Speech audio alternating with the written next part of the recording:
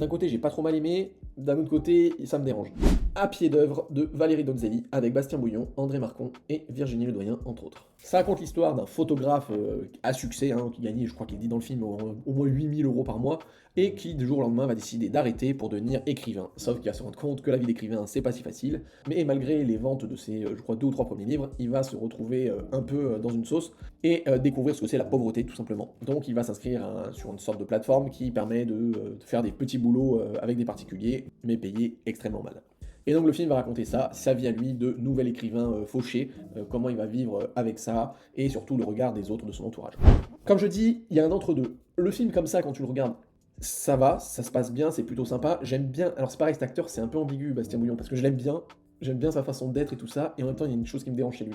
Et bon, mis à part ça, voilà, c'est intéressant de voir comment il galère, ce truc-là de plateforme où tu te vends pour une misère parce que la concurrence, elle est complètement débridée, en fait, c'est à celui qui se vendra le moins et qui sera pris pour le boulot. Donc voilà, on voit vraiment toute cette précarité-là. Ce qui est bien aussi, c'est le rapport avec la famille, les amis, comment il le voit, hein. Mais d'un autre côté, c'est presque une expérience sociale en fait. Le gars gagnait quand même plusieurs milliers d'euros par mois, enfin c'est une situation de dingue. Et en plus, il était photographe. Je me dis que c'est pas comme s'il était dans un métier genre banquier ou avocat ou quoi et qu'il en avait marre de ce monde de merde et qu'il voulait faire quelque chose de plus artistique. Je veux dire, photographe, t'es quand même dans un milieu assez artistique. Et donc là, de se dire vas-y, il quitte tout pour être écrivain et tout. Et en fait, tu le vois, oui, tout le film, sa famille, son entourage qui dit putain, mais qu'est-ce que tu fais, blablabla et tout. Il y a un peu de vrai dans ça, c'est que en fait, tu le vois galérer, mais tu sais que t'as l'impression que son entourage, dans tous les cas, ils pourront l'aider. Et que lui, j'ai envie de dire, s'il veut retourner à être photographe, il va regagner bien sa vie. Donc en fait, tout ce côté miséreux qu'on voit de lui, il le subit pas en fait. Et en vrai, ça, je dis pas que le film montre quelqu'un qui veut subir, enfin, qui subit, hein. Lui, il s'en plaint jamais hein, au final. On voit que c'est difficile, mais c'est vrai qu'il s'en plaint pas. Et il va faire tout justement pour travailler à côté, faire des petits boulots. Je sais pas si on peut être vraiment d'empathie avec lui en fait dans le film. C'est juste un mec voilà, qui a décidé de changer de vie et tout ça, et de faire ce qu'il aime, à savoir écrire. Et du coup de devoir faire plein de petits boulots chelous et mal payés. Du coup oui, le mec ne se plaint pas de sa situation, même s'il est très pauvre, hein, il compte ses pâtes, son riz et tout ça, il a vraiment une situation de misère.